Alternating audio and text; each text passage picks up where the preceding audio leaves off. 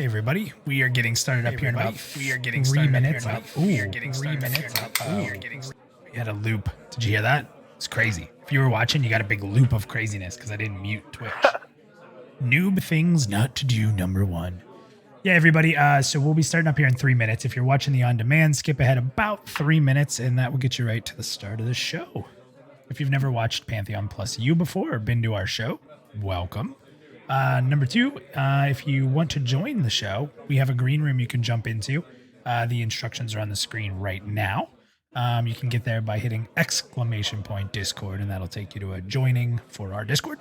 And there's a voice room called the green room. You just jump in there, and it tells us that you want to come on the show and give your opinion. Tonight we'll be using a whiteboard, so you'll be able to put some words on the whiteboard, tell us some stories about some MMO experiences. We'll get into more of that when the show actually starts. But it's super fun. If you haven't done it before, but you're part of our Discord and you're nervous about coming on the air, don't be. It is super fun, super welcoming, and everyone should have a really good time with it. So please do not hesitate to jump in that green room, hang out, and then we'll pull you in. So again, a couple minutes and we'll get started here. We usually like to get this stream started so people can see we go live, and we'll wait a couple minutes before we jump into the actual show. It also gives me time that the drink I got for the show, I almost finished the entire time. An entire beer before we started.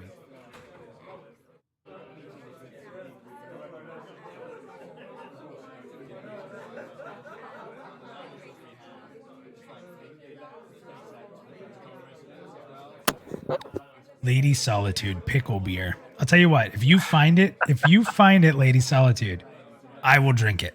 I will give that a go. I've had pickled potato chips. Those are pretty good. What's going on, Michael? Welcome to the show tonight. We have Theric. Thank you, Theric, for being here, our fearless moderator and content creator. And we got a video coming up from Theric tomorrow. Orsic, welcome. Also one of our moderators. We got Foxy. Welcome, Foxy. Sacred's here. We're all in trouble now. Sacred is here. He actually asked if he could come into the green room. So we are in trouble. We got 1 minute before we start. What's up, Old War Goat? Welcome. Cat, welcome. Cerulean, as always, welcome. We need to get Lady Solitude in the green room on the show live someday. That's the goal. Hop in. Right? Come on, Solly. A lot of people don't know. We made a video, and Solly did the voice. We put some effects on it for one of our commercials for Voices of Terminus that we made a joke for our interviews with Minus, but she did the voice, and she was scared to do that, but she was awesome. All right, I got 9 o'clock, so that means it's time to launch. So here we go. Oh, we're live? We're streaming right now? Cool. Awesome, man. Let me just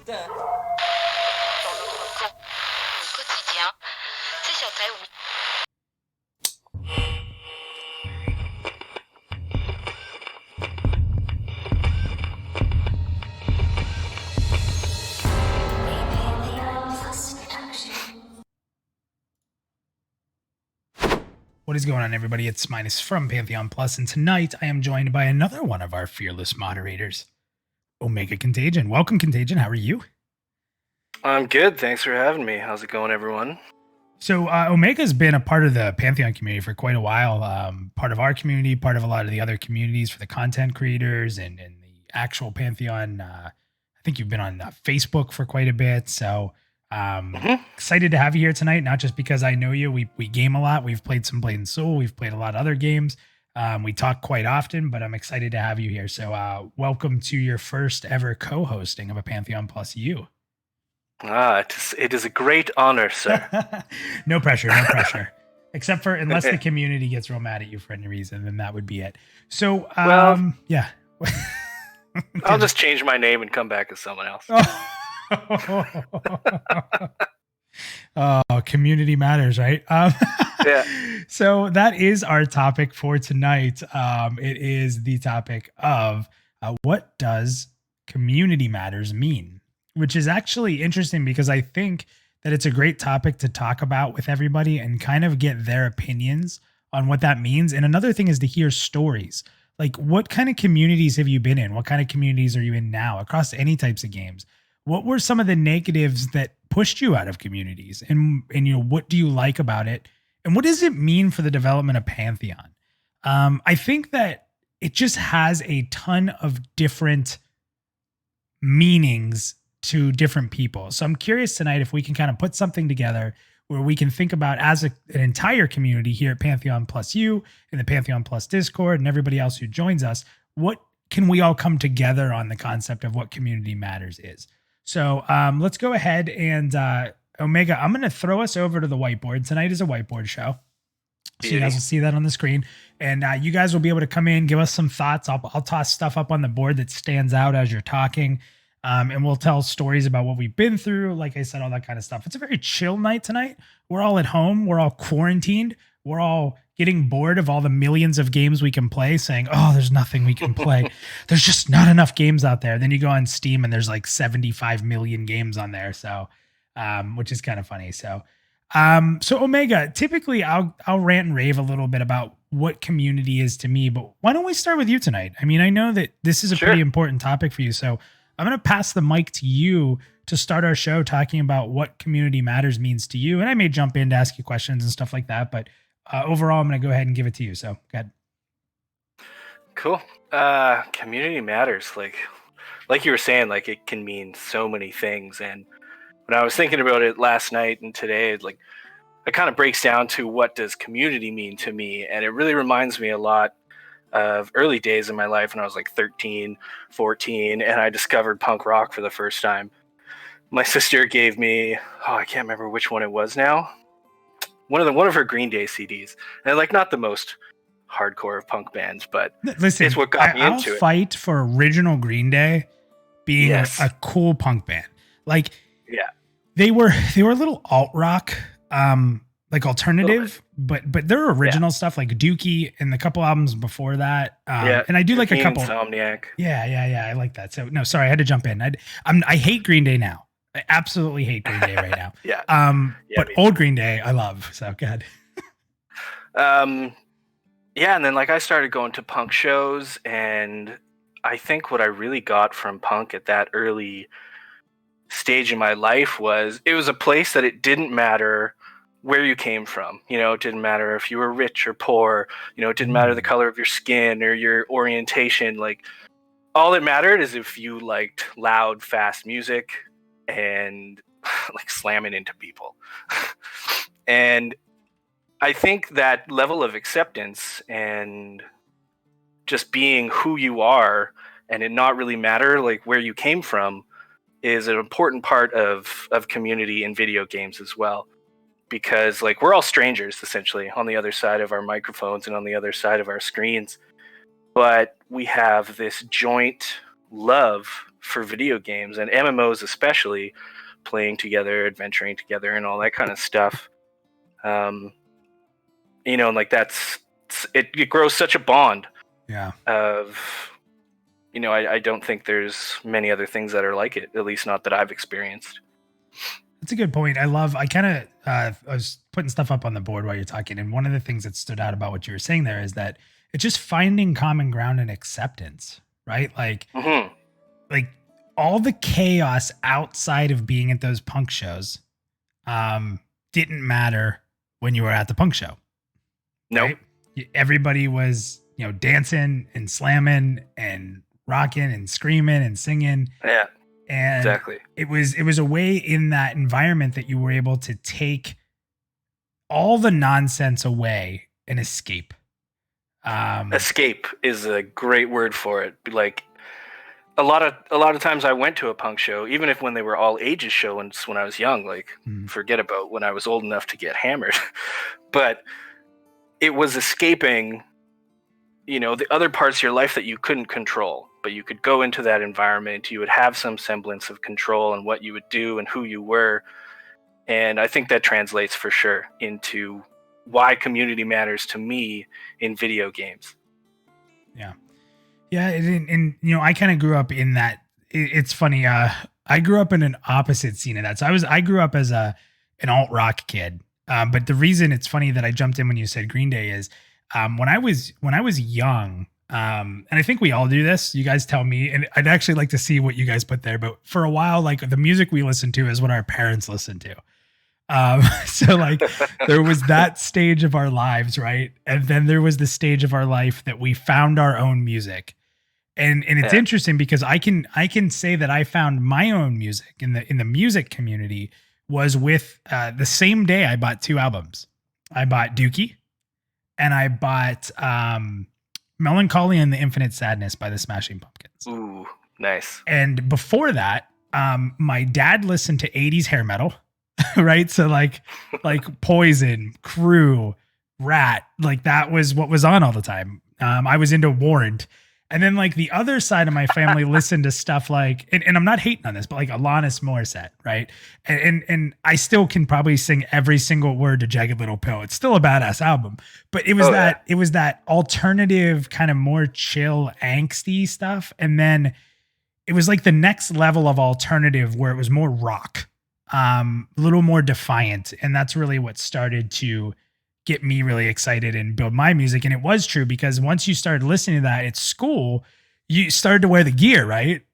Like in putting on, it's kind of like sports too. Like we could talk about sports, you know, in Pittsburgh growing up, if you had a Steelers jersey on, everybody loves you.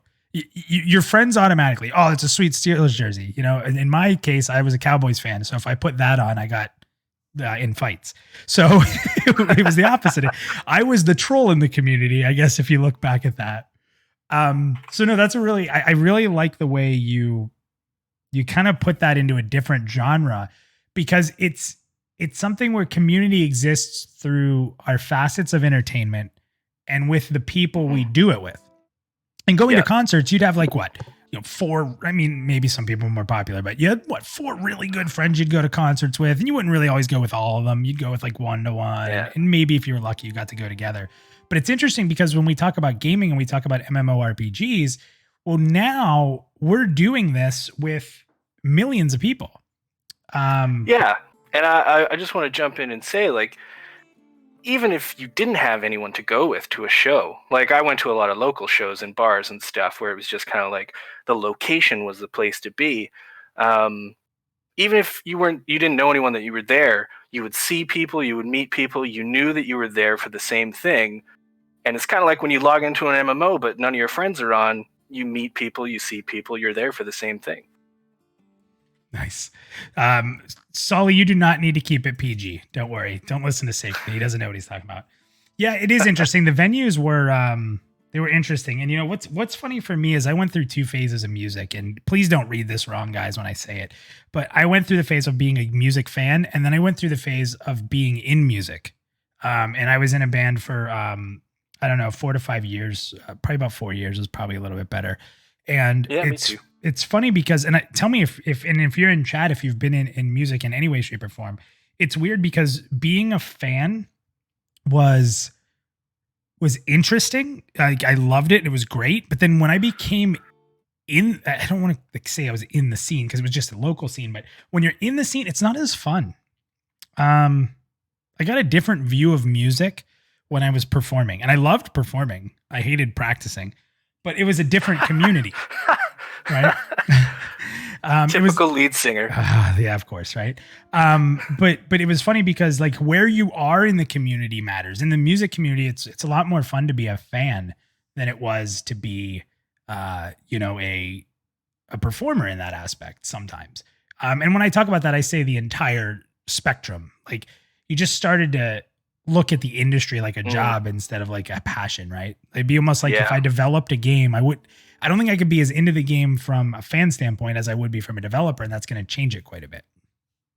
No, it's a good comparison. And we could have a whole hour-long rant, I'm sure, about just being in a band. Yeah.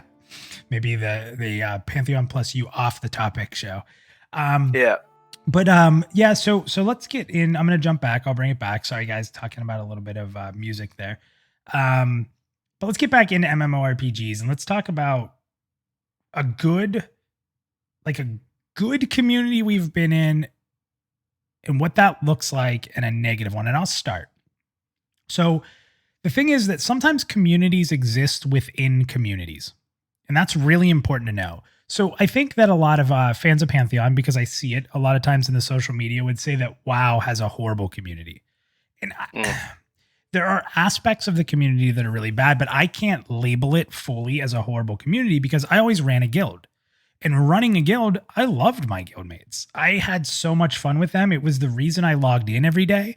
It was one of the highlights of my day to get on and see how everyone's doing and deal with the different problems and have the success and the struggle. But it was like being in charge of people's happiness and helping them through life situations. And that community was just, it was phenomenal. So when people say community in WoW is really bad, I can say, well, geez, I was in a guild within WoW and my community within the WoW community was phenomenal and I loved it. So it's interesting to know that too, is that there's the difference there. It's the community you make for yourself. And is it possible with the outside community to still do that? A lot of people think the outside community of WoW is very rough, right? And a lot of that stems from elitism, right? I think that there's the very casual people, and there's nothing wrong with a casual, trust me. And then there's the very elite people, and there's nothing wrong with an elite player. But the problem is the gap between them often causes a lot of struggle. And then things like that people end up hating, people blame gear score. People blame DPS meters. They blame achievements. All these things become the way to point to something and say, this is what's wrong. But really it stems from that level of competitiveness and level of commitment that people have from being an elite player and being a casual player, which again, both are absolutely fine. But it's that gap sometimes that in WoW specifically really created this two fighting communities, again, two micro communities within WoW that were really at each other all the time. And I think they both sort of ruined each other's game experiences in different ways. Do you agree with that? Or is that too looking into it? Or, I mean, what were your experiences with it? No, I mean, I never played WoW for an extended period of time, but I think it's a thing that happens in all communities, in games or other things, like even in the music scene is the same way. And I think in terms of games, like you need both those types of people. You need the hardcores and you need the casuals. Destiny 2 is probably, or Destiny 1 actually, we were just talking about this before stream. The hardcore people got to the top and then were super pissed off that there was no content at all.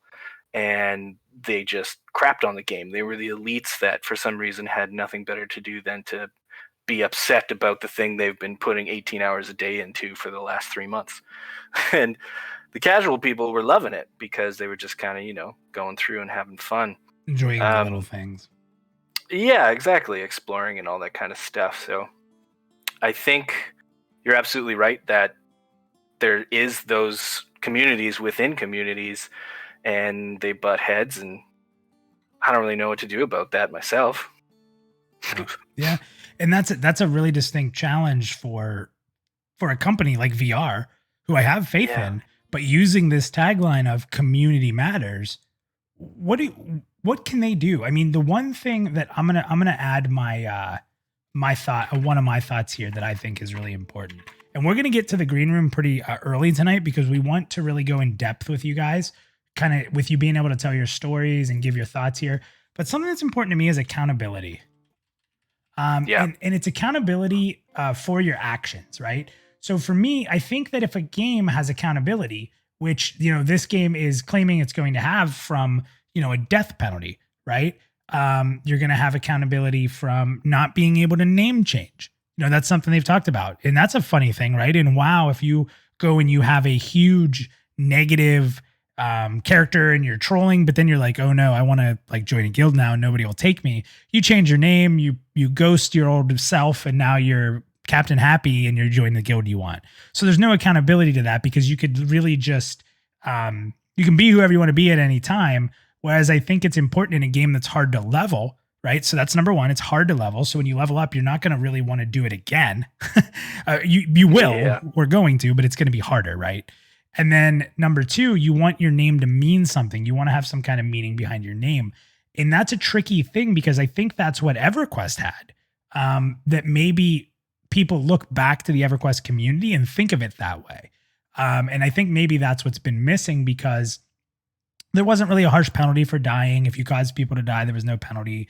Maybe there were so many people playing that, you know, you never see them again. You had things like looking for group. When you joined into a group, it was a random person you may never see again from a random set of servers. So I think like there's a lot of things, right? You have to have the server has to stay intact and has to be a world within itself. Each server needs to just be itself so that you're coming across the same people every day. So you're hearing the stories. But that's kind of me really ranting and raving about the word accountability. Because if you have accountability and you have to be responsible for your actions, which I'm going to add as well, underneath that to like specify it. But I think if you have to do those two things, that it's almost like a forced community that we almost have to police ourselves, sort of like hockey, right? When they had fighting a lot, that's one thing when they took fighting out of hockey, they were like, well, if the players can't police themselves, then people are going to be out of control. And it did happen. People were doing more headshots and stuff like that. So it's this accountability and you know, requiring yourself to be, you know, responsible for what you do. Yeah, totally. I think reputation is going to play a big part of Pantheon, not just word of mouth reputation, but I think the systems that they're going to have in place for that type of thing going to be a big deal.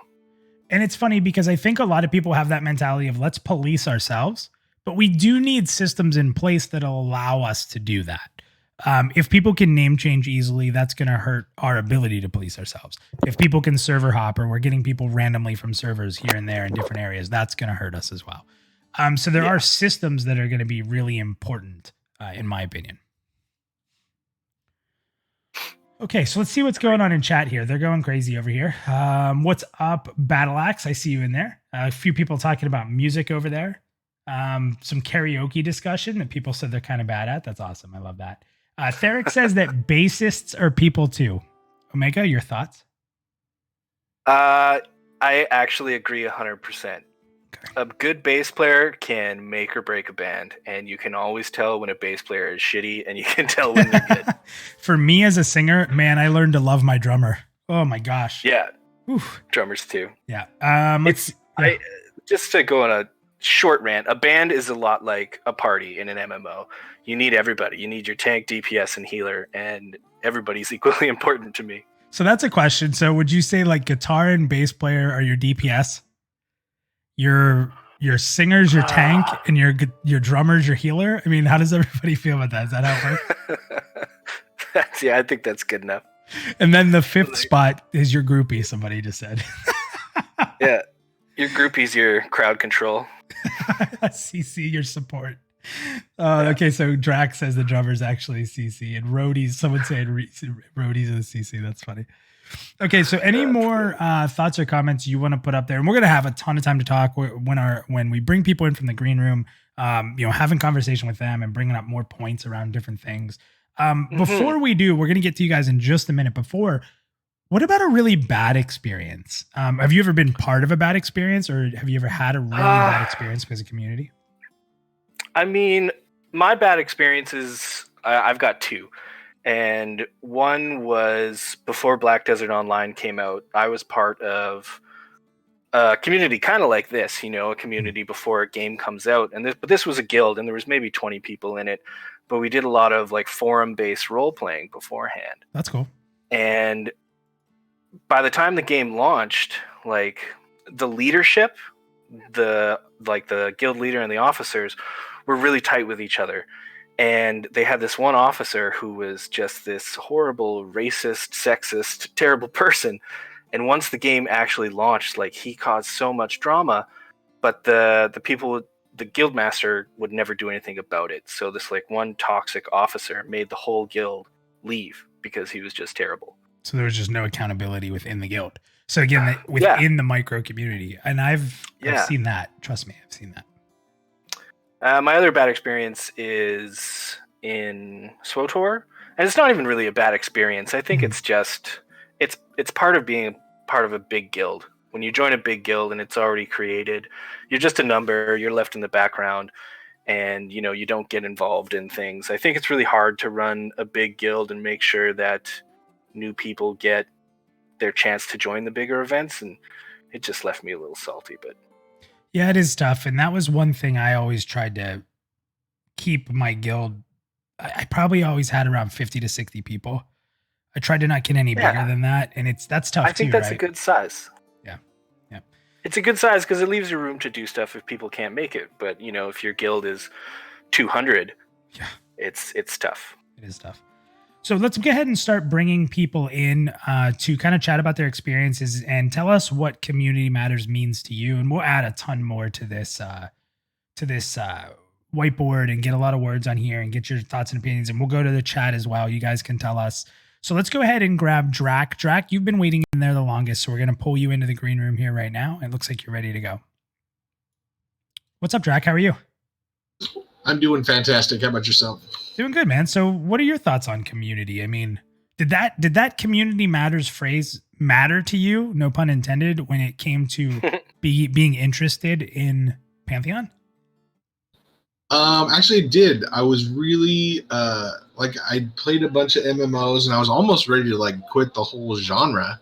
I was just tired of the whole thing because I was just tired of all these solo player MMOs and you could just go do everything and you didn't need to interface with not interface, but you didn't need to do anything with anybody. You could just do the whole game and it felt like a single player game, and that's not what I wanted with an MMO. Mm-hmm. That is such a good thing. I'm actually putting that on the board as teamwork required. Because what's funny is bringing up what I did about what made WoW good for me is that it was a guild. And what's a guild all about? It's about teamwork, right? So it's actually interesting you bring that up because when teamwork's not required, guilds aren't as strong. And then the community's not as strong. And you don't meet people if you're not having to group, right? That's actually a really interesting way to look at community for sure. What do you want the most from Pantheon in regards to community? What kind of things do you want to make sure that they do, or what type of ideas are important to you for implementation from a system standpoint? I think it's really interesting. I hope they steal some stuff from League of Legends. I played League of Legends since it came out, and it's been really toxic at times, but recently they've kind of implemented the honor system where people can reward you after games if they liked your play or they thought that you helped them out or whatever. And just that simple system itself has really improved the community. Wow. Okay, that's an interesting topic. What do you think of that, Omega? I like it. I like the idea. Immediately when I think of that type of thing, I think of terrible people and how they're going to exploit it. But I think having some system... Isn't that horrible that we do that, though? It's so funny that you say that because I'm sure there's a lot of people that said that. So yeah.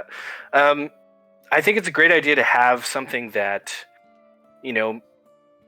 people can sort of not necessarily vote, but somehow give the people that they play with, a nod, and that would be visible in some form. I should also mention that they also they've always had the system where you can report people for being horrible and leaving and all that type of stuff too. Mm-hmm. Did you ever feel like it meant anything? You know what?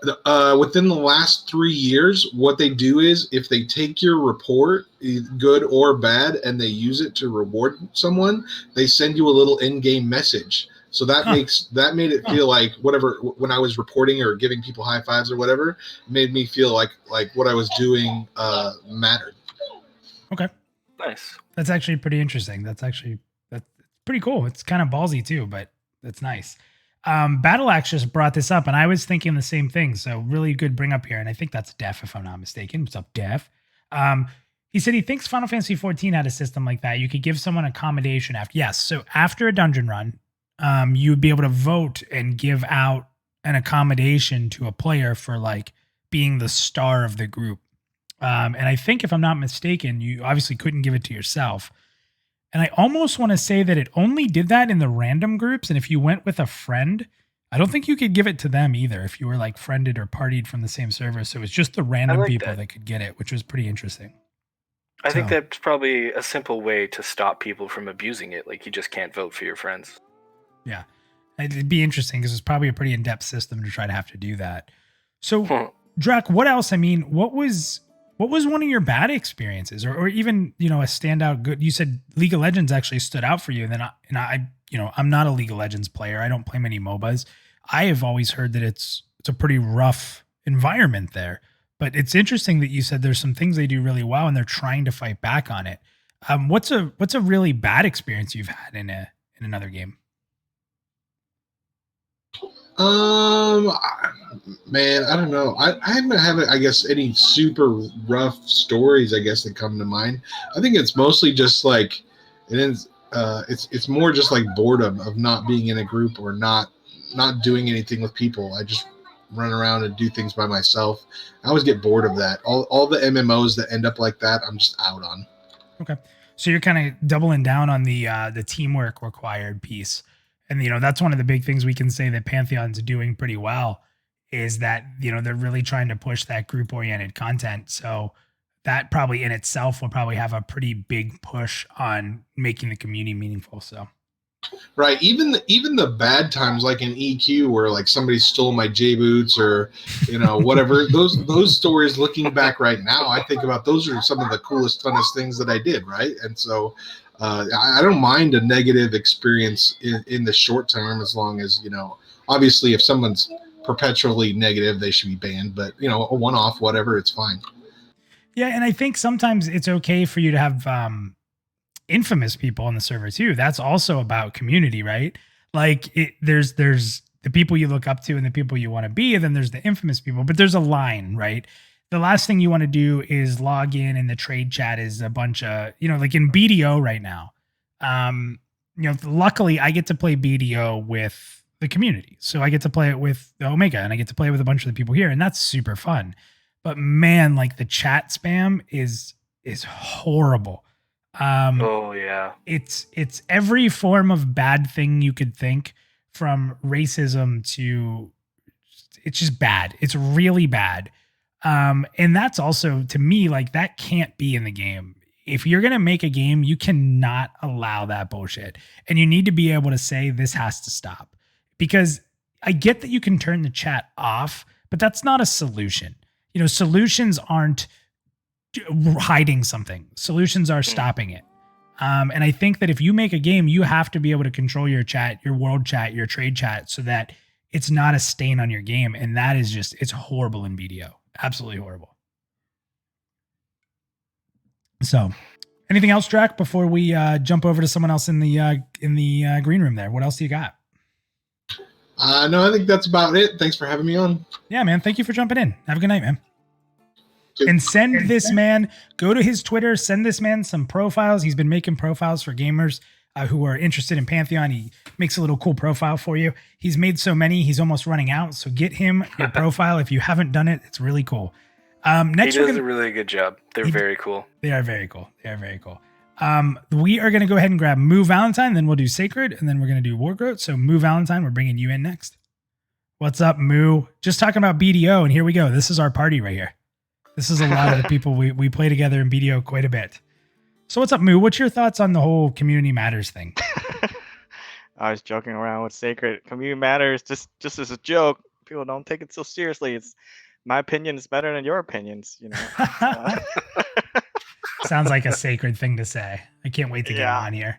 He's gonna act all tough, and then we're gonna put him in his place, Omega. So it's gonna be good. He went and grabbed a beer, but yeah, I think. Pretty, it's a video game, and if you make it into a job and make it unfun, then communities is doesn't matter. It's regardless. I would go. I quit and go play with somebody else. But so it can't be job like. Okay.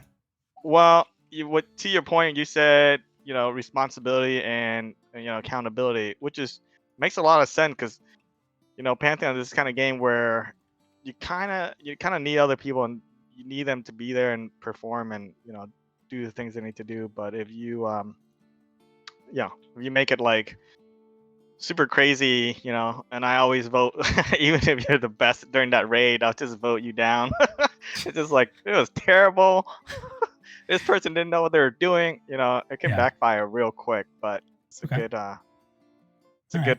I don't know how the balance to keep it in between, being super serious and having fun at the same time. It is tough. And I think that's where the micro communities really come in, right? I think that the fun goofing off portion, like in WoW, in my guild on Friday nights, we would have what was called drunken dungeon nights. And all of us would be drinking and we would just stupidly go through dungeons and overpull and you know, if someone was tanking, we did everything we can to make the tank's life harder. You know, we would purposely try to get the healer killed, but that's because that was what we did. We used to do, you know, drunken, and it was stories. We would get so many stories for it. So the cool part is, you know, that was up to us as a guild to go ahead and make these events. That wasn't the game. The game gave us the opportunity to make the guild, and then we used the guild to make these events or moments. And I think that's where the micro communities within the game need to be able to shine. And I would say that that would make me add something else to the board that I think is really important. And I've got a lot of pushback on this, but you have to give guilds the tools to keep players. I was just going to say that too. Right? How wouldn't they be able to keep players? What do you mean? Well, like in WoW, you just jumped guild to guild. You know, you went into one bad run, you just left. And then you just went to You another mean like guild. a game mechanic where you can't join a guild like, you know, 3 times a day and just quit and join another guild? Is that I what you're don't think talking it's that. I think that like one of the things they've talked about recently is having an in-game DKP tracker, right? So in the guild, you could see everybody's standing, you could see their attendance, you could see how many points everybody had. If that's in the game and it's built in and people are using it, then people are going to know where they stand, right? So like that tool, when someone doesn't get a piece of gear, they're going to know that there's certain people that are going to be ahead. Whereas I think when you were tracking it by yourself, unless you checked the website or some people just had a tracker, you didn't have easy access to know where you stood. And then you started to get these ideas of favoritism and stuff like that.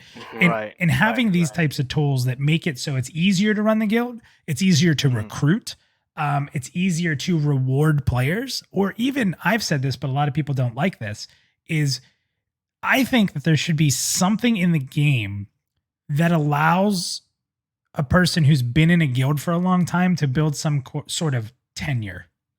And that it matters. So if you leave, your tenure starts over. And I think that would be a really cool thing. The only problem with that and the kickback that I get a lot of times is, well, what if there's a jerk in the guild and he kicks you out? Well, you can't avoid everything. Then go find a new guild that's better. You know, why would you play with someone you're not enjoying playing with? Yeah, what were we gonna say? Yeah, that's cool. I was just gonna say if that situation happens, like you don't want to be in that guild anyways. Yeah, yeah. I mean, you'll be upset that you lose your tenure or whatever, but and I think in-game tools for community. Oh, totally lost my train of thought. All right. It's make it non-biased and trackable, so it's not somebody at Excel that's like, oh, I'm gonna give 5 points to this guy for this raid because you know I like him, that kind of thing. So it's non-biased because the game system is already tracking it. You can't beat it, you know. Yeah. So yeah, cool stuff. Awesome. I think my best, most fun experience was, people don't like this, but it was pre-alpha Arcage. Okay. And it's like you said, it's not even about the game. It's this crew, and Arcage has, like the seas and boats, and so we would just, be on the ocean acting a fool, and it was fun, man. Like the game was just the background. Is the group I was playing with was the most fun because we were just, doing piratey stuff. It's the activity, it's like I never had a chance to do something like that with WoW when you're talking about, drunk dungeon night, but stuff like that would be highly encouraged. It's funny because highly attractive to me. When systems hurt guilds, it hurts the game. Because let's be honest, like we're playing BDO, all three of us are playing BDO. I think that if we took a poll of all the Pantheon fans on what they thought of BDO, whether they've played it or not, it's probably going to be an overall negative experience. And most of that will come from people who've never played it. I mean, that's how it is. That's just the internet these days, right? Like people want to make an opinion without experiencing anymore. They want to avoid finding negative, so they'll listen to the mass majority and they'll say that this is, oh, this game sucks without ever playing it. It's a lot like when I hear people say WoW isn't hard, and it just makes me laugh because the raid fights in WoW are so much more intricate than anything that ever existed in EQ. And it's just funny to me to hear an EQ person say, well, WoW's easy. Well, it was easy to level compared to EQ, but there were hard moments if you got there. And if you didn't get there, well, either don't comment on it or say what was easy. Oh, I don't like it because leveling wasn't easy. Don't say the game's easy. That kind of stuff always bothers me a lot because it's the game itself is going to be what you make out of it a lot of times. And then there's going to be stuff that gets in the way. And the reason I say that is there are tons of MMOs out there that most of us would say we will never play that have a live population playing. that have cash shops that we all hate, but people love them and they buy from them. So there is something about every game that people like. And a lot of times, if you can find like-minded people, you find a guild. Any game can be good if your micro community is strong. And I think that that's really important because everyone who avoids those, and somebody said earlier about soloing, I highlighted the teamwork required at the top of the whiteboard, made it a little bit bigger, because if teamwork's not required, then the micro community is fairly uncommon, right? Yeah. So it is. I would say Elder Scrolls Online is really, really bad for that. You can be in 5 different guilds at one time, and with tools like Dungeon Finder and stuff like that, in a lot of games, I think that just kills the community matters feeling, because you queue up, you're teleported instantly. And a lot of times now when I'm playing ESO, like, people don't even say hello when you join a dungeon, They don't say GG at the end. They don't offer up to trade gear because you're getting random stuff, but maybe, you got some healer stuff. And as soon as the boss is over, like, everyone just leaves the group and they're gone. And it's horrible. You just don't feel any camaraderie with anybody. And do you remember before that, like, you'd have to form a group? Let's say like your guildies weren't on, or they were doing something and you needed to form a group. So you'd have to actually go into chat and say, hey, looking for 2 more, need a healer. And you'd put a group together, and then you'd have like a great experience with a healer. And you'd be like, man, you're like really a great healer. It's really fun playing with you. Can I friend you? And then you friend them. And then all of a sudden they're like, yeah, I left my guild. Things weren't good. Well, hey, you want to join mine? When you have that auto grouping and that cross server stuff, that doesn't happen. You don't make these friends that you end up recruiting, and those are great stories. So, well, Moo, thank you very much, man. I'm gonna throw you back into the green room, and thanks for coming back on, man. And thanks for the stories. No, really good points by him. I think it's interesting to hear some of the games we've heard, and I think that really points to the message I'm trying to make right now, is that there's a huge difference between, like, it's not always the game. Like I said, like, you brought up Arcade in League of Legends. Or no, and I'm sorry, Drac brought up League of Legends. Those are 2 games that a lot of community people, and I brought up BDO. So that's those are 3 games that the community's like, oh, those games are horrible. But we've all had strong community experiences in them, which is crazy, right? Mm-hmm. All right, let's go ahead. We're grabbing Sacred. This should be a good time. Are you ready for this? This freaking guy. Yeah. I guess so. Here we go. Here comes Sacred. Know what I'm saying? I know what you're saying. You're live now, buddy. You're live now. Man, I'm over here. I just told you. I'm trying to have a nice conversation with some nice, polite people, and you pull me down here? I saved them from you for a little bit. Now everybody has to deal with you. Sacred's on fire today too. Like, get ready to make clips because this guy's on fire today. So Sacred, what does it mean to you? What does that community matters mean to you? Is it a big deal to you? Is it just a saying, or do you think it's a huge part of what's going to make this game? It truthfully, we'll put the beer aside for a second here. So truthfully, this is actually the reason why I looked at Pantheon in the first place, is because I was excited about a game that might actually bring back some social meaning and some community into it. Totally. And so for me, all the other things put aside, I look at Pantheon, and the one thing I see within Pantheon is there's players who actually care about the game and care about the community and want to be a part of it. And I can look at every other game in the industry. It doesn't matter if it's a first-person shooter, a MOBA, an MMO. It doesn't matter. The only thing that they do, they even shorten the social aspects of those games. They give you like hyphenated quick slot abilities, so you can hit like, HHGG, and you're like, oh, it says good game for me. That's all I need to say. Oh my god, like, it's so funny you say that, because like when you first start playing those games and they have their own abbreviations, you don't even need to talk to people. You put in abbreviations now, and it spells it out for you, and puts it in. I mean, come on, man. Like, I don't have to have a conversation. Really? I mean, yeah. I was 11 when I started playing EverQuest. And the thing about that was I learned how to type and communicate and talk to people on a mature, educated level, for some degree, at least. We'll not say educated, because that would mean that I was educated. So we'll put that down. But I started playing when I was 11, and I'm playing with 20, 30-year-old, 40-year-old individuals that I found out later on a nightly basis. And we're having conversation via messages over a keyboard. And I mean, it's not complicated. It's not hard. It's me just having a simple conversation with people. And it was surprising to see how many people, after 2-3 years of playing with them, come back and go, wait, how old are you? You know, when you tell them, oh, I'm 12, 11 years old, I'm 13 years old, you know, and again, crazy, these right? these are like professional, you know, people who are in like the industry, and most of them were, in fact, in my circumstance, a lot of these people were business owners, or, you know, they were seniors in their IT respective, and it was crazy. But nowadays, I couldn't tell you the last person I grouped with in any MMO that wasn't already a friend of mine on Discord or something like that. I was going to ask you what you just went into. Do you think voice communication hurt the social aspects? Maybe not the strategy aspects. Like, I think strategy, it helped. It allowed developers to make much harder encounters, because with voice, you're able to react a little quicker and call stuff out, which I think was a little harder in text.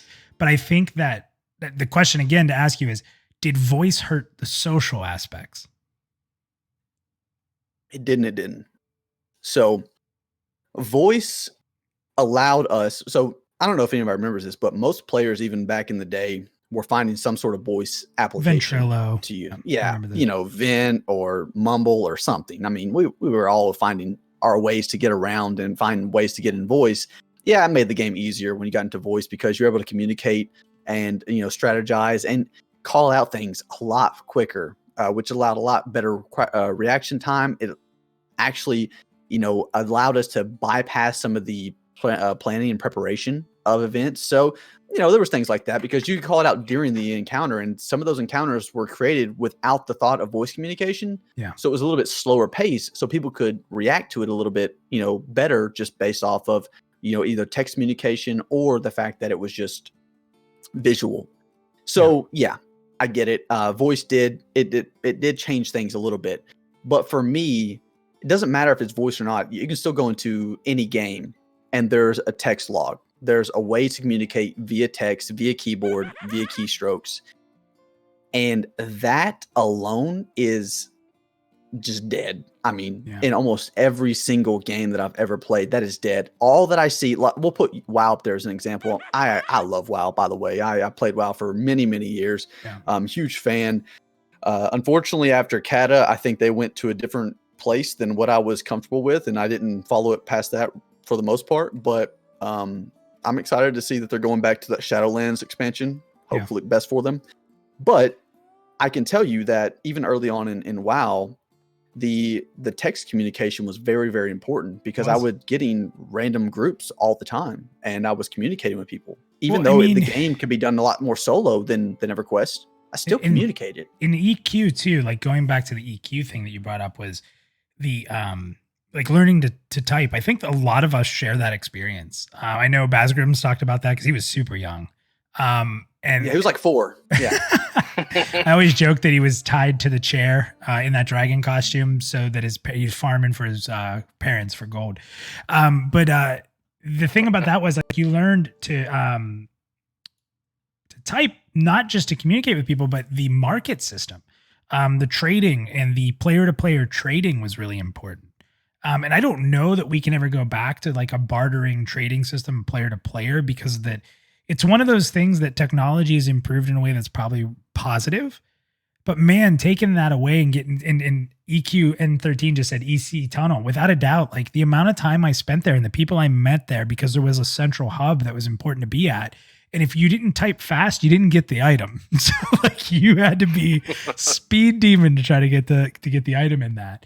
But it's interesting because I don't think we can go back and not have voice chat. And I'm going to stand on a high hill and say it should never be an in-game feature. I know that some games like make it auto on. No, please don't ever do that. So Elder Scrolls Online did that on the Xbox first, and it was horrible. You know, like you could turn it off, yes, but when they first put it in and you didn't know it was on, you walk into any town and it's just like BDO chat, like racism everywhere, sexism everywhere, little kids, just screaming at everybody, and it was horrible. Those 12-year-olds, man, they're ruthless. They are. They get you, damn squeakers. I'm just saying, if you've never been in voice chat with a 12-year-old in Halo 1 on the Xbox, like, you don't know what ruthless is, okay? So y'all can just put everything aside. Y'all think that it's hard now. Y'all should have been back in the early days of Xbox on Halo. Like, whoa, let's go there. You don't think Call of Duty's worse? I mean, that's another one. No, man. Call of Duty is like the abbreviated version of it. I mean, yeah. Come on, man. Those kids were uncensored, unfiltered, and they didn't care because nobody could track them, or so they thought. And nowadays they know, oh, well, maybe somebody can find out who I am. I got to kind of. I always said if somebody can make a program that allows you to punch somebody through the screen, you're going to be a millionaire. Like, would you take that being in a cash shop, Sacred? Like, you could pay $5 that when someone's playing Pantheon, they'd get punched in the face for your $5. Like, I might do a cash out for $5 for that. Now, if you put 20, so it's recorded over the webcam as and you well, get to see it. You might get me for $25 on a nightly basis. I'm just saying, you might be ringing me out. My wife might be coming down here to throw things at me. but honey, look at all these kids I punched in the face. Oh man. So you're saying the big thing that I'm taking from a lot of what you're saying is just to bring back the social moments. Absolutely. I mean, again, when it comes, it doesn't matter if it's voice, it doesn't matter if it's text, it's communication. And I can tell you that it's basically every single game that I play nowadays, communication doesn't matter. It doesn't matter. Like, talking to people today on the forums and stuff like that, I was having fun on today, because we're all at home. Yay. So, just having fun and being interactive with people in the forums was good. But at the same time, there's a lot of just the back and forth, the banter, just getting to know people. Sometimes it gets really, yeah. No, I get what you're saying. Well, yeah, but even that, it's like after a while in EverQuest, one of the things I loved was the game was slow. It took time. It took investment.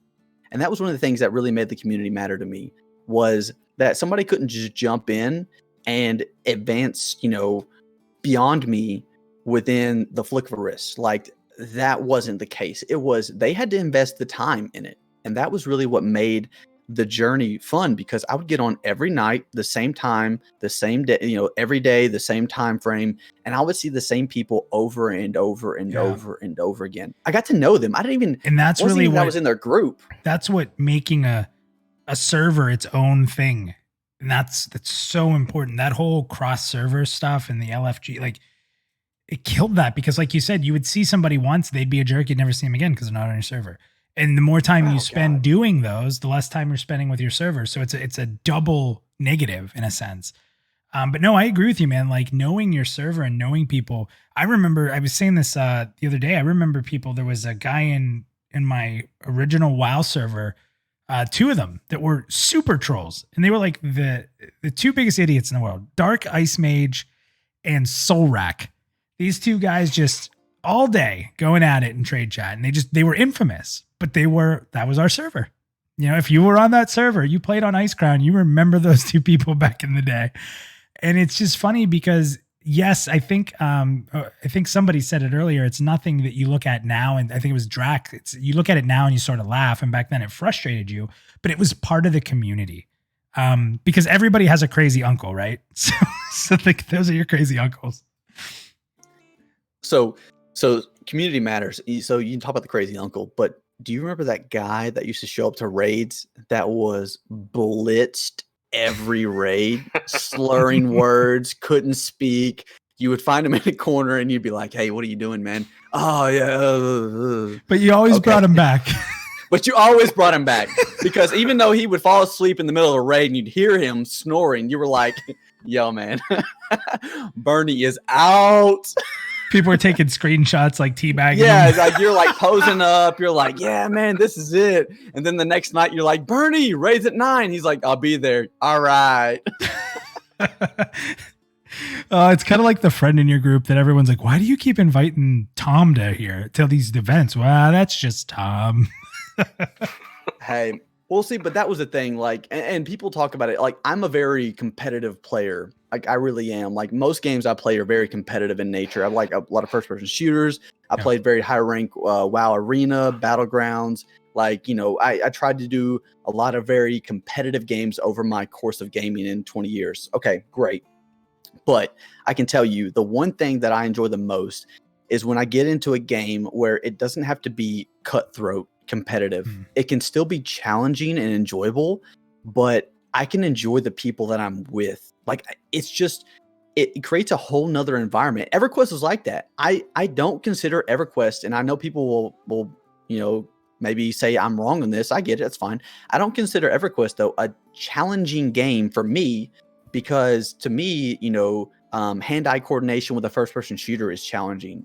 Twitch reactions with, you know, pressing 50 keys in the matter of like 5 seconds, that's challenging. But EverQuest was a different challenge. It was a social, you know, kind of slow, drawn-out game that required time. And the challenge was you had to spend the time and dedicate yourself to progressing to get to that point. That was really the biggest challenge of it. So yeah, it had its own challenges. It was unique in that way, but the whole point of it was those other games that required this, you know, these hand-eye coordination with the first-person shooters, these switch reaction with the other MMOs or MOBAs, the time commitment that it took in EverQuest is really what brought the community together. That's I think what EverQuest made for everything me matter. Like, so we played EverQuest yesterday on Twitch for quite a while. It was like a birthday stream. I think we played for like 4 hours. And you brought up a lot of things that I experienced yesterday. It was funny, like sitting around and talking while we were waiting for Mana to come back. There's people like, oh, I can't believe you have to wait for Mana to come back. But in that time, it gave us, we were telling jokes, we were laughing. You know, someone has to run back to town. Don't worry about it. We're meeting up anyway. Just come back real quick. And it created these social moments, kind of like what you're talking about. But I agree with you. It wasn't that EverQuest was hard. It's that when you made a mistake, you felt it. That was the difference, right? And in WoW, when you let your healer die, you felt it. Yeah, we had to quit the whole dungeon. Omega died, personal. And we were in our unrest, and Omega died, and we're like, "Wow, it's going to take him forever to find his way back here because he had never played." We're like, "Well, let's go back to plain knowledge, and we'll go somewhere else." That was fun though. Like, I've never experienced an MMO like that, and even though it's EverQuest and it's old, like it was brand freaking new to me. And we're running through like this vampire infested mansion, and I'm just at my computer, like clutching my keyboard, sweating buckets because everything's so intense. And everybody else is just running around like they've done it a million times. That was great. I loved it. It was a fun experience. Well, I'll end my little piece on this so you can get to other people, and I'll just say this. So what does community matters mean to me? Really, again, bringing back the social aspects of MMOs, of games in general. Like being able to banter, being able to talk, communicate, have conversations, whether it's via text or via voice, regardless, and enjoy your time. I can't tell you how many games that I play today where I am playing them at a highly competitive level, and yet I'm not enjoying the time, even though I'm with friends and I'm getting all the challenge I could ever want. I'm not enjoying the game simply because the game itself is me versus other people. And that's where, if people want to talk about challenge, then they can talk about PvP. Got it. That's a whole different ball game. Yeah. But for me, when it comes to community, it's a PvE aspect of the game. So I'm not going to let you leave just yet because you just brought up a topic me and Omega were talking about before the stream. I kind of want your opinion on it. You're stuck here for at least another minute. So I'm not a competitive gamer. He actually asked me, I think, Omega, you said like, you in any shooters? And when I was a kid, I loved shooters. I played Quake to death. I played, the old Star Wars Jedi Knight games. I played Doom, Duke Nukem, like all the old school frag shooter type stuff, Rise of the Triad. And then I played a little of Call of Duty when it came out, Medal of Honor, GoldenEye, all that stuff I was really into when I was younger, but I just really haven't been into them as of late. And really, I think what it is for me, and I was talking about this, is that I don't get a sense of, you brought up like the 12-year-old kid, right? Like when you were a 12-year-old kid and you're grouped up with these like businessmen and stuff, it's crazy. Like if I play Fortnite, for example, and I win, I don't get any sense of enjoyment out of that. Like, what did I win? Like, I beat a bunch of people I don't know that I'll never see again at this game. And then I just start right back where I was and I do it again. And I totally understand why people are into that. I really do. Trust me. I'm not trying to sit here and crap all over Fortnite. But what I'm saying is it doesn't do anything for me. Like at the end of a game, if I can raise my hands in the air and be like, yes, I won. I beat this 12-year-old. That'd be a stretch for you. Yeah, right. It does. It just doesn't do much for me. Now, there's a side of me that is competitive, and that comes into MMOs. But it's not a competitive PvP or player versus player thing. It's using fun competition with my guildies on a DPS meter, for example, and being like, oh, dude, I got you that fight. And that fun banter, like jabbing like you do with friends if you were sitting on the couch gaming. That's when it was fun to beat someone. In Street Fighter, Mortal Kombat, when they were sitting right beside you and you knock the controller out of their hands so you get that last blow and you laugh at them and point at them. That's the kind of fun I have in competition, is the ball busting. I have no fun in competition getting a trophy and thinking I'm better than people. It just doesn't work for me. But the ball busting side of it that an MMO brings when you play co-op, I'm super into.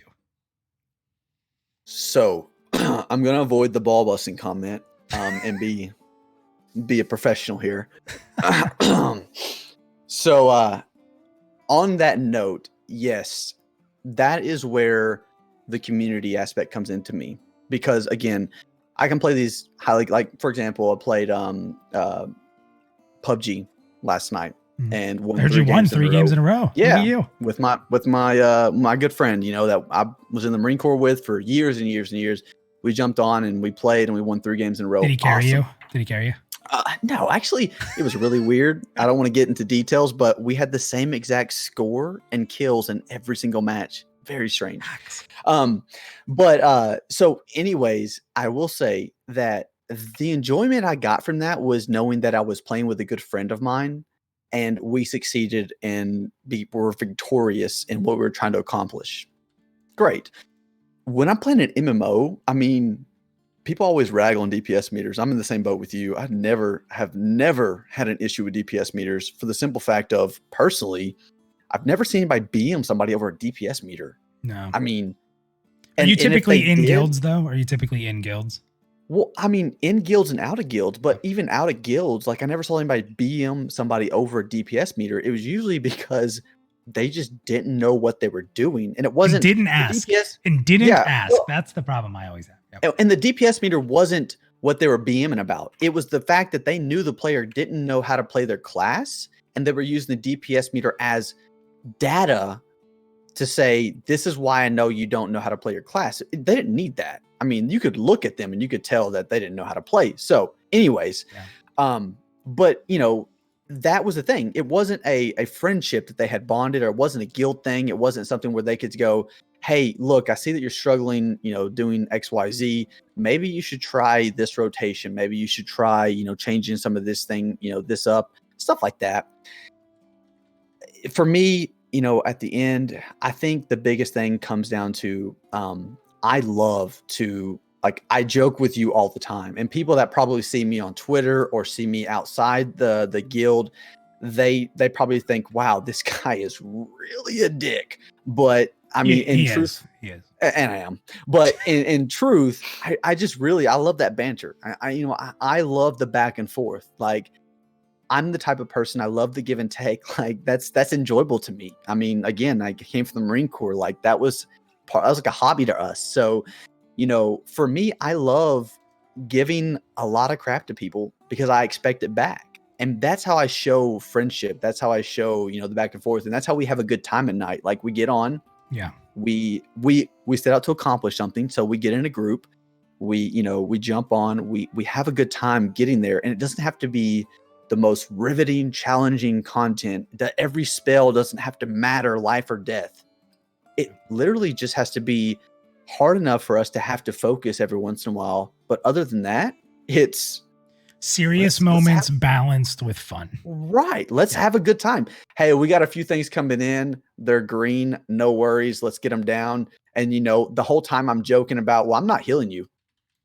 So figure it out. And, that type of stuff, again, it's just, it's fun. It's good humor in intense moments. And then again, like you said, that balanced hard encounter, having that in there to where you're like, all right, guys, all right, everybody put down the beers. Let's focus for like 3 minutes. Let's get this down. And then we'll go back to making fun of Midas for the rest of the night. It's being able to turn that switch, right? Like it's fun time, but now it's serious time because now, and I've always said it like this, you have the fun time and that's everybody just do whatever you want. There's rules like treat people correctly, but everybody's their own boss. Let's have fun. But then there's moments where it's like, guys, like now we're going to waste each other's time. So when it becomes like we're here for something to achieve, let's get at it and let's get ready because now we got to be serious for a little bit because now people have met up, people have put this time aside, we have a goal. Let's be serious to our goal, but we'll have fun another night type of thing or later after. So cool. Well, Sacred, thank you, buddy. I appreciate you coming in, man. Yeah, anytime I can make your stream better, just let me know. Yeah, no problem, man. Just keeping you out of the green room helps itself. So it's literally a double. Love it. And you work on your transmog, okay? Thanks, buddy. Take care. Yeah.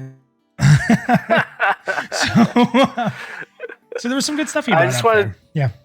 Yeah, well, I just wanted to kind of touch on some of the things that he said, and I believe Valentine said too, about people not knowing their class and stuff like that. One of the best parts about playing any game, whether it's a shooter or an MMO, is helping people figure that stuff out. Like, I think that really grows the bond of community more than anything, is helping people figure out a game when they're new or just want to be better. Yeah, and I think there's a lot of people that are afraid sometimes to admit they need help, and sometimes it's a struggle to get that communication to them. But once you can break that barrier down, that's where real friendships come from, like without a doubt. Yeah, for sure. Or people that you just can't stand and you kick out of the guild. But, one or the other is going to happen. It's going to be a memorable moment. Real quick before we pull someone in, TSYM Muscles, you got put in the AFK channel just because you probably had yourself on mute there. If you want to come on the show, jump back up into that green room. We'd be glad to bring you in if you're still interested. So if you are interested, jump up there and we'll get to you as soon as we see you ready.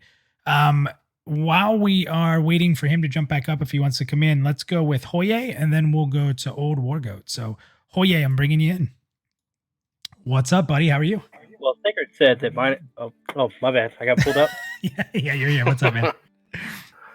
What's going on, guys? How are you? How's it going, man? Just chilling. So what are your thoughts on this? I mean, was this something, we kind of asked this question to everybody so far, but, and I get that there's going to be people that don't care about this term, community matters. But when you looked into Pantheon, was this a factor for you in saying, I'm going to give this game a deeper look? Honestly, from the PvP side, really the only thing that's really important is get good, scrub. That's all. Nice. Yeah, I mean, I think it's a big deal of it. I'm older. I don't feel like messing with that BDO chat and shenanigans that kind of goes with that. I just want to play the game and relax and have a good time. And, part of that is not having to deal with, well, I don't know if you can cuss on this or not. So, but those kind of people. So it just makes it more relaxed when we got people that are just kind of grown up and mature and whatnot, And if they're not, there's a way to not have to deal with them. Right. Yeah. Sometimes you can't. You can't, like you were saying earlier, you can't just turn off the chat and poof, be gone. Okay, that's interesting.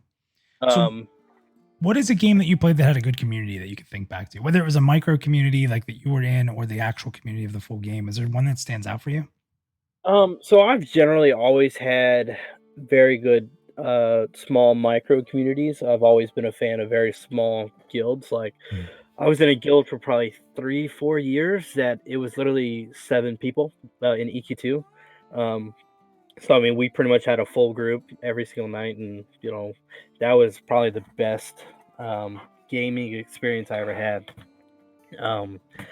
But, so I've also played a lot of other games that just on a macro level, the community was just terrible, and it really kind of puts a kink on things.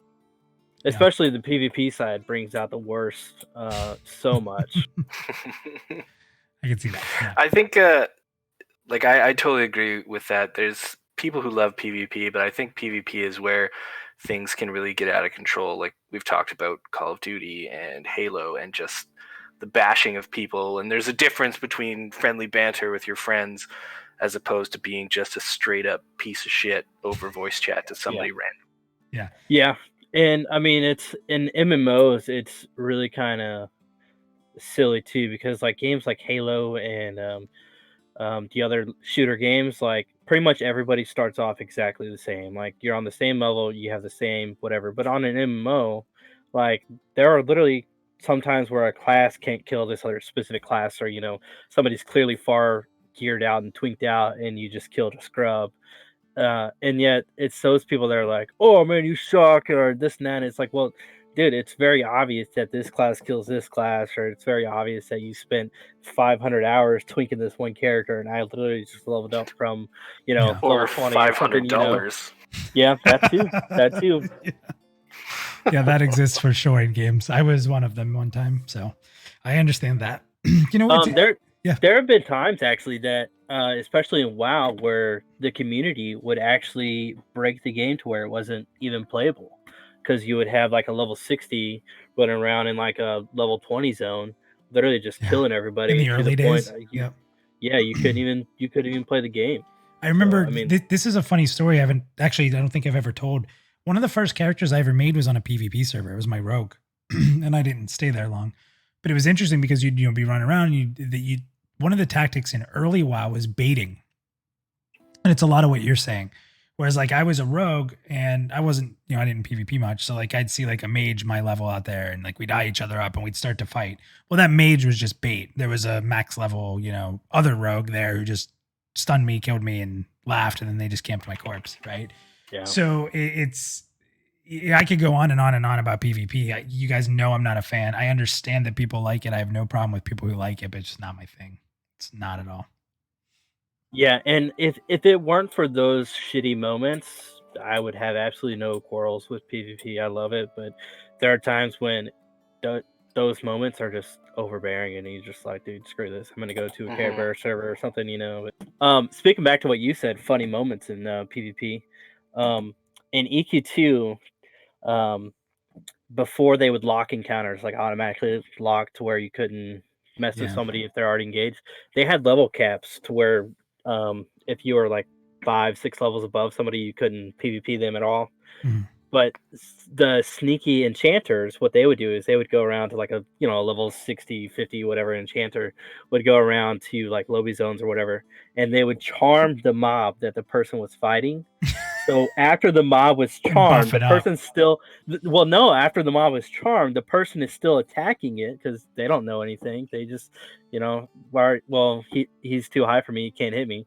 Well, then they would still be attacking that mob, auto attack it or whatever. And then now that guy has technically attacked this high level. And once they've attacked you, then you are free game. So they just squash you. This is the best comment. And I've been here, and I love this comment from Oxmako. He said, just 30 more losses in Arathi and I can finally buy my pants. Bro, I have been there. Xmako, I have been there. Oh my God. Yeah. Well, we lose every time. Can we just lose quicker? Guys, can you stop fighting so that we can just lose, please? That's great. If you quit, did it count as a loss? Could you just join and quit? No, you'd get deserter debuff. You wouldn't be able to. Yeah, so you'd literally, and sometimes it would just take forever. Just like, we have no way of winning. Can we just please die? Can you guys please stop turtling? And then the little shits on the other end wouldn't even cap the game. They just make you suffer. Yeah, that's the kind of stuff, though, right? It's just it's so painful. Anything else, Hoya? Anything else you want to add to the whiteboard? Red board. Wow. I made a couple of them red here, because you kind of brought up guilds again and how important those have been in the micro communities around guilds, and I kind of made that a little bigger and highlighted in the teamwork side. Anything you either want to highlight that we've already said, or something you'd want to add to the board? I think just the biggest part is guilds are so vital because even if you're where the macro community is just garbage, you can have the best guild micro level, and it doesn't matter what's going on in the macro. If you've got the good, tight niche that are all good, then you can survive in whatever kind of terrible outside community there is. Yeah, totally. Awesome, Hoye. Thanks for jumping in, man. I hope everything's good, man. Good talking with you. Things are good here. Thanks. Yeah. Feel better, man, and enjoy the quarantine, I guess, while we can, because we're all going to be back doing things soon, I guess. I don't know. Take it easy, man. Oh, yeah. Take care. All right, Muscles, we're going to bring you in next. Then we'll bring in Wargroat. Got a few more minutes here for the show, so we'll get both of you guys on. It is interesting, and I don't sit here and write a bunch of things I want to talk about down, but I keep harking back to the fact that you have, as long as the community controls are good, and you can have these micro communities.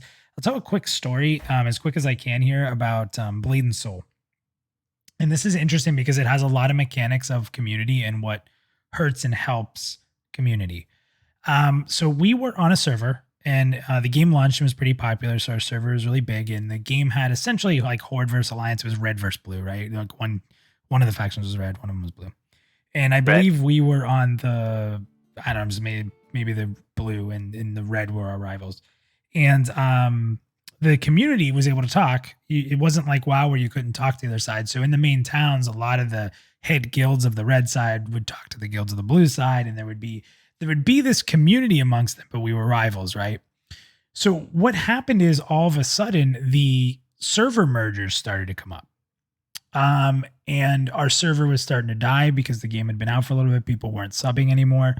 And we actually went and started talking to some of the biggest guilds on the opposite side. And we convinced all the guilds on our side that were really big to go and jump to the other side. So we all faction changed. And we essentially took all the biggest guilds of our server, and we did this, like, we literally had like political meetings in like the local bar in the place. Like we'd meet at the bar, the leaders would show up, and we'd start talking about, well, who's going to be a leader? How are we going to do leadership if people all merge into one guild? So what we did is we merged into one guild. Now we ended up leaving before the server transfer happened. But what we did is we took our server and the community that was developed, and we put it into one guild and one huge group, so that when we were forced to go to another server or merge, our community was going to be this big group that went to this new server, and we could have an impact, and our community could matter. And it was a really, really interesting it was very political. It was one of the craziest things. But it was, I mean, geez, the intricacy of, okay, well, who gets to be officers and who doesn't? And how do we reward people in this guild who you were rivals with? And who gets to make decisions? And how do the people coming with the leaders feel like they're going to be respected? I mean, man, it was like months of planning to get ready for this because they had announced it. And it was a really interesting dynamic I've never been a part of before, to be so political, but try to keep our community together. Pretty interesting. That is very cool. Muscles, we're going to bring you in now. I think it's the first time Muscles is going to be on the show. Muscles, I'm pulling you down right now. What's up, Muscles? Welcome to the show. Hello. Thanks, man. So what's going on? What do you think about this community matters? Is it important to you? Is it something that stood out when you started looking at Pantheon? Where do you stand on it? Yeah, it's real important to me. So you. Sorry, I'm listening to you talk. Let me turn it. Yeah, just go ahead and mute the Gotcha. mute Twitch, and you should be good. Yeah, you're good. So I was listening to you guys talk, and community is a big part of MMOs, right? Mm-hmm. I think one of the main parts is having an open dungeons, right? Back in my EQ experience, we would sit in open dungeons, just chat with other groups, and it helped the elite players, the raiders, the non-elite players, especially if they wiped, right? They'd say, "Hey, we wiped down at Lower Guck," and they'd help you get back down to get your corpse, right? You build bonds that way with the elite players. That's actually an amazing point that I can't believe anybody hasn't brought up yet. That is really massive. And it was funny because it's fun. I think people who didn't get to play EQ would think right away, well, oh, who's going to help you? These guilds won't help you. But they did. They really did. I went through that yesterday. I remember. Sorry, I just want to say this one thing. when we were playing EQ yesterday and I died, but I came back with all my gear, we didn't have to do corpse runs. I was just thinking, is like, if I had to do a corpse run, or if I was part of a pug and I didn't know how to get there, it's like, how the hell would I coordinate getting my stuff back? Yeah. And I didn't even think of, like, there's going to be higher level players, there'll be other people. That's really cool. Yeah, it's pretty big. I remember one of my first times, right? I was a newbie in EQ. I think my buddy was farming Cinderella at the entrance to Fear. Oh, jeez. And he backed into the portal and tried to get his corpse back and died like 15, 16 times. and he shouted experience too. Yeah, losing experience, and he's shouting for help. And this guild Valen came over. It was just an enchanter, a paladin, and a cleric.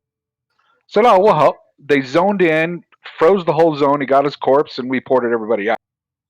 But it was like, shit, man, how do I become like them, right? So I started chatting with them, and that's how I got into raiding and so forth and it just builds a stronger community, open world, dungeons, and environment.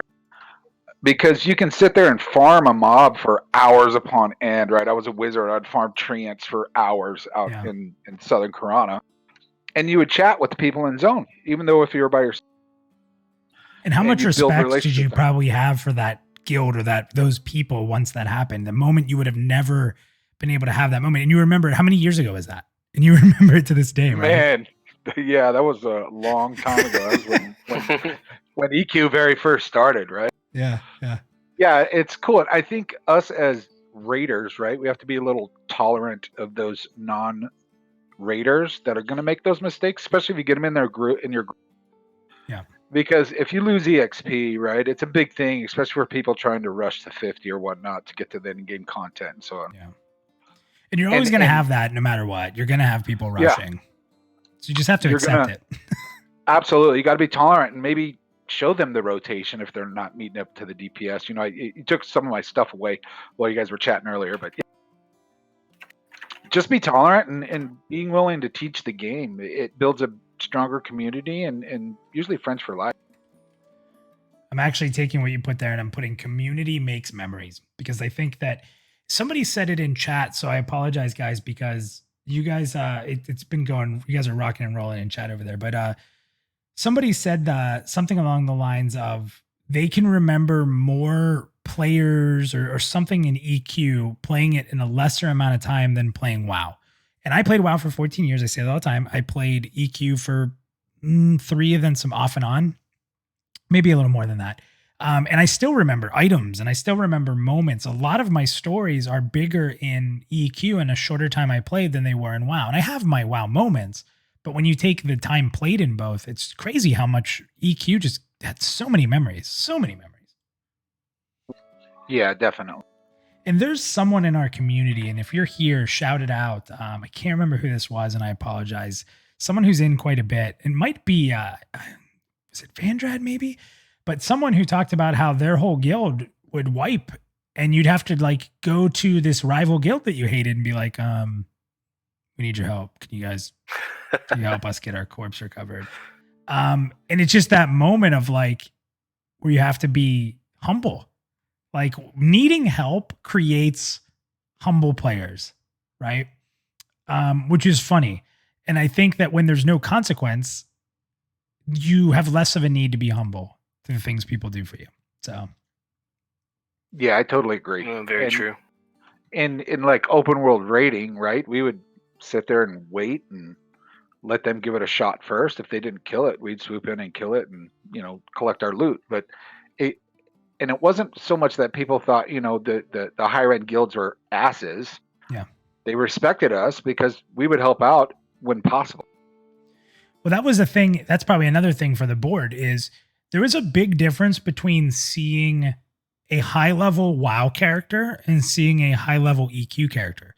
If you went up back in the day to a high level EQ character, they could answer any question that you had about the game, because to get to that level, they needed to experience the game in a very big way.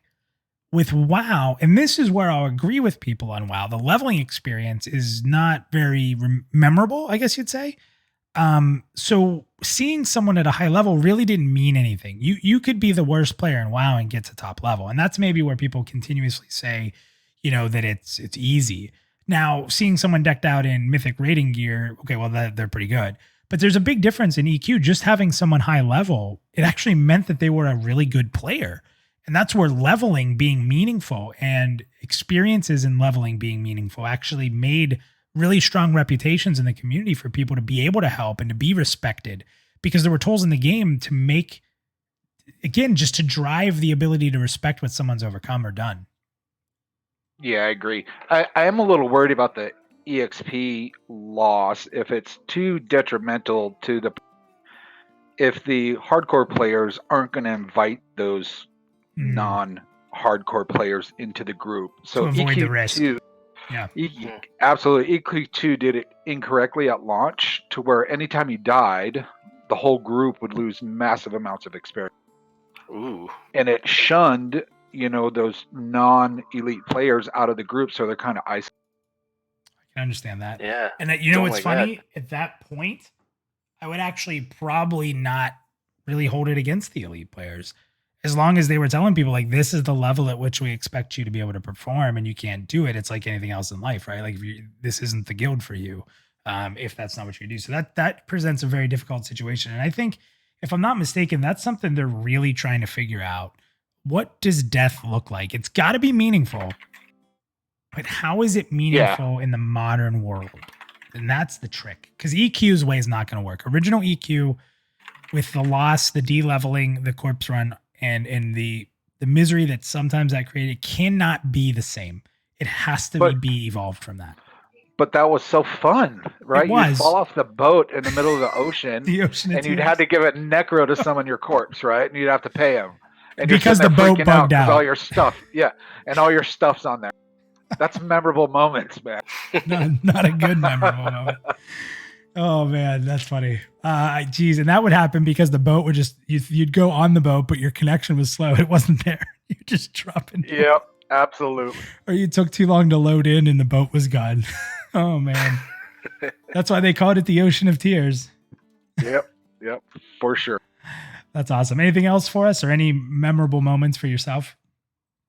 No, not really. Just keep up the good stream. Sacred said work on your trad. Nice. Tell Sacred that I'm going to whoop his ass when this game comes out. So we'll see it on stream too. So don't you worry about that. I'm kidding. All right, Muscles, have a good one, man. Thanks for jumping on the show for the first time, man. Hopefully we see you again. Yeah, for sure, man. Later. All right, Omega, we got one guest left in Wargo. Right. Anything before? I mean, a lot of stuff brought up here. Let's go over the board real quick and we'll give chat some chances. If you guys want to add something to the board in chat, please do.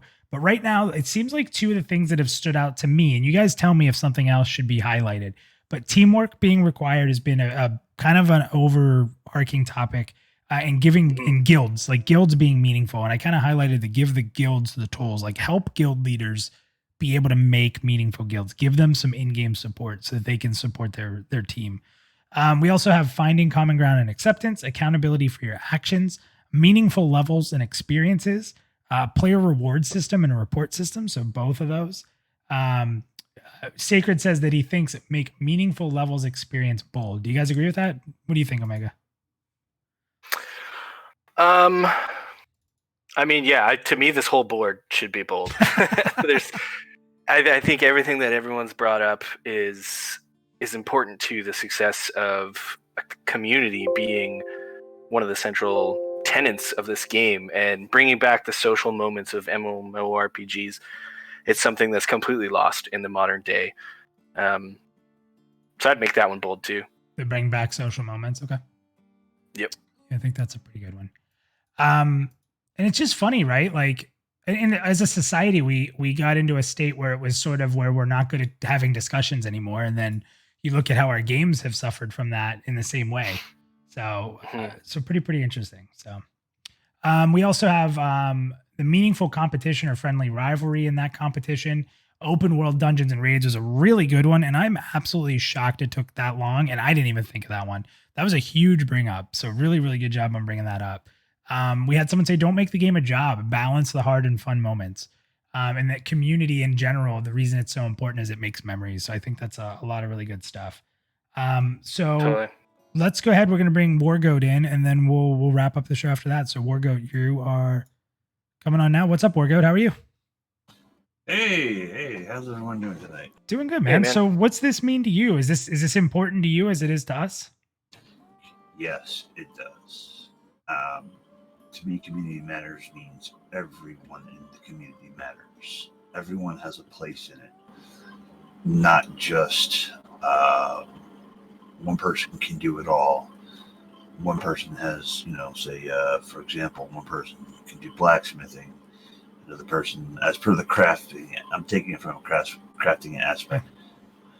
One person does blacksmithing, another person does woodwork, another person does, have everyone have something of that nature, to where not having, or having one person where everybody can do everything does kind of cut the community off, because it makes, you're going to get to where a lot of the MMOs nowadays, you see a lot of the people just sitting in front of the market board, not interacting with anybody else. Yeah. And that's it. If you even see them in the games these days with some of the instance areas. Yeah. Oh God, it's terrible. Oh God, I know my days when I was playing Final Fantasy 14 were entire free companies, were the equivalent of guilds, would stay in their house, their guild house, and not interact with anybody else outside the community. And that was kind of like a limiting thing. That happened in WildStar as well. It totally killed the feeling of an MMO, because everyone was just in their own instance house and you didn't need to go anywhere else. Yeah, and everybody had everything they needed there at the house, Yeah. Or if they weren't there, they'd wait till they either logged in or, or something else. Where the concept I'm talking about is, okay, that person, or one person that does this for us might not be there. We might have to go, hey, let's go send a message out in public chat, say if he's on, if he can do some work for us. Hey, I'm over here 3 zones away. I'm busy, but I'll come, I'll either come when I'm done, or if you guys can, make the trek out there. I'll be able to do what you need to do. Stuff like that. Make everyone in the community just as important. Yeah, Theric just had a great comment. You brought it up, actually, Omega. You actually said a good way to put it. He said modern MMOs are people playing beside each other, not with each other. That's a really good way of looking at it, because I think that's true across a lot of them. I mean, even in BDO, I have never played. Well, I take that back. We did invite. I think I was playing with ZSET, and we invited 2 people into our group. We never said anything to them. We just kept doing the same thing we were doing, but now we were doing it in a grander scale and killing more things quicker. But outside of the people that I play with from Pantheon Plus, there is zero reason for me to interact with anybody. You can't trade items, which is, it's weird because it's a very bad thing. It's terrible. But at the same time, their economy is great. The economy in the game is phenomenal because you can't trade. The auction house is set pricing from a min to max. You can place orders. So if someone wants to buy it at a min price, they'll put orders in. And if you need to sell it quick, you can just sell it to that order. So it's weird because they came up with a way to protect the economy, which is phenomenal, but it literally removed a huge portion of social interaction with trading items and just, you cannot trade items. It's so strange to me. It's the weirdest thing. Yeah, it's taking that level of socialization out of the game, and that's important. That should be an important factor to MMOs. What if the auction houses? What if we had it so that the auction house's taxing was very high, and it encouraged you? You could sell it on the auction house, but you could make so much more if you bartered with people. I think that would be really cool. So let's say, I'm just going to throw generic numbers out. You put an item on the auction house for 1,000, you're only going to get 800, but you can sell it for 1,000 directly to somebody at some barter area. And here would be the tricky thing to do is, we know East Commons worked. There is not a soul that played EQ back in the day that doesn't remember East Commons. So do this, make a part of the town, like call it the barter area, or like come up with a better name than that, but have a part like of a bazaar. town, that is made for people to go hang out and barter in, and make it even maybe so that once you're in there, you have a special barter chat. So you can only access the barter chat if you're in the barter area. So you can go do all you want on the auction house. You can go ahead and throw your item in there and you can sell it and you lose the 20% tax or whatever it is. Or, you know what, I'm going to spend some time in the barter area. Let's see what people are selling and let's see if I can sell it direct. And then that gives a different experience. I think that would be pretty interesting, in my opinion, if that was the case. But it would take some kind of control. Yeah. Because, I mean, 20%, you're going to have people, I think someone here just said, Dragon said, you're still going to have people to use the auction house. They would just inflate the prices and wreck the economy. So you may have to have some kind of control in there, right? Like, but if there's people who are smart, and the people who are inflating so they can get the same amount. So if you put it to 1,200 so you can get 1,000, well, I can go sell it at the barter place for 1,000. There's gonna be people there that want to make that deal. So that would be pretty interesting. If there was a system in place where there was an area to barter where they can bring back the old EQ style, but we could still have auction houses that are regional and stuff like that. I think that could really bring community together there. And I think crafters would love it. Oh, of course, crafters would love that. That would be a field day for those. I mean, there's, you know. Dragon said, "Not all people are smart, but all people are." And I agree, and I agree with that statement. I mean, I personally, when I play an MMO, I can't say I'm competitive, but I like to put my best effort into it. Push myself to that limit and see how far I can go past that and how far that would make me grow as a player. I did it in pretty much any MMO I put myself into. I tried pushing myself as hard as I could. Not for anybody else, but just for myself. To give myself that challenge. And that's where, you know. Yeah, no, I hear you. Yeah, and that's where I think I would say one of the things I would say that, you know, people should give themselves a reason to push themselves in MMO. In a game like this, that's kind of contouring itself kind of like EQ. People need to push themselves to find where their limits are and see how much further they can take it. And don't be afraid. Don't be afraid. Yes, never be afraid. Never be afraid. Every bit of experience you lose can be gotten back. And if you like the game enough, it's a good reason to play. So true enough. God, and yesterday when we were playing EQ, the memories. Oh my God. That's for a whole nother thing though. Yeah. Oh God. We will be playing more EQ, by the way, to everybody who came out and checked that out. We just had such a fun time. There was a ton of community there. So we are going to find a way to get more EQ streams in. So it was an amazing time. It was a lot of fun. Well, Wargo, we're going to be wrapping up the show. Thank you for jumping in last. Thank you for being patient up there. I know it took us a little longer to get to you tonight, but awesome stuff, man. I really appreciate it. No problem, man. You take care. Take it easy. Well, Omega, he added to it, you know, not just when we think teamwork, sometimes we just think combat, but teamwork in the crafting systems and the profession systems, that's actually pretty cool. So. Yeah, I think that would be, like, they haven't said much about crafting in a long time, I think, but having interdependency between harvesters and crafters, I think would be really great too.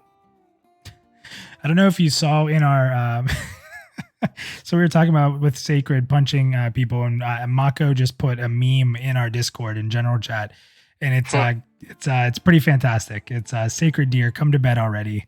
And then he's in front of a computer at the bottom and says, "Sweetie, I'm punching so many people in the face right now." Very good job, Mako. That was a great meme. So good stuff there. So guys, this is what our whiteboard shows tonight. I hope you guys are happy with it. If anyone in the chat wants to continue talking about it, you'll jump into our Discord and jump onto the Reddit, which we keep up there, where you can kind of talk about it after the show, or once we put it on YouTube tomorrow night. Check that out as well. So you have more time to comment or look at different topics or think of different things as you check out our on-demand stuff. So the last thing I would say is tomorrow we will have a new lore video up from Theric. And this weekend at some point you will see a schedule for next week's stream. I think that we're actually going to be showing a pre-alpha of a game called Valor. It's really, really, really, really pre-alpha, guys. So it's something where we're able to get in a little early and show you guys what they're working on with some of the assets they're using. I do believe that's going to be starting up the beginning of this upcoming week. So we may spend like an hour in there just so you guys can see it. But just to kind of show that off, because it's the developer's a really good guy. He reached out to us here and we'd love to show it off. So next week we should also have a dev stream. So we'll have a dev stream recap. So just keep in touch with us either on Twitter, YouTube, Twitch, or Discord. You guys can find all the info there from us. And if you like what we do, please don't hesitate to hit subscribe. I don't ask much. If you guys watch all these shows, there's not a lot of times I'll say hit subscribe. But if you follow us or subscribe to us on Twitch, I appreciate it. Or you just subscribe for free on YouTube, or just join our Discord to hang out with us and chat as we play different MMORPGs and stuff. So guys, thank you, Omega. I hope you had fun. First time hosting. There will be more. Yeah, for sure. I just want to say one final thought about all this. Yeah. Like there's been a lot of stuff talked about. You guys can see the whiteboard, and I think it really comes down to when community matters, you're gonna get out of it what you put into it.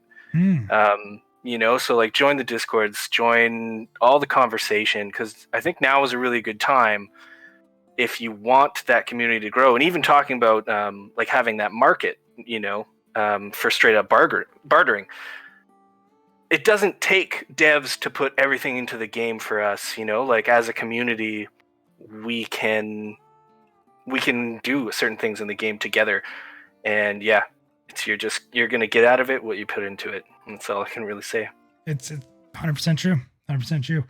So everybody, again, thank you so much. Omega, it was awesome hosting with you tonight. I'm excited to do more, man. And we may have some more stuff coming. I'm going to give you a little hint that Omega, myself, and Theric are working on a new weekly, I don't want to say too much, podcast-like short form something community-based project. And it might be Theric, myself, and Omega weekly, just doing a very quick, easy to consume podcast style thing. So we're working on that. I don't know when.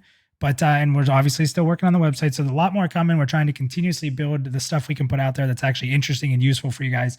So again, thank you to everybody who came out for Pantheon PlusYou tonight. This is our crowning achievement, our crowning day of the week. We love doing this, and we'll continue to do this until we're not allowed, until we get banned. So thank you, everybody. Have a phenomenal night. And again, Omega, thank you as well. Yeah, no problem. Thank you, man.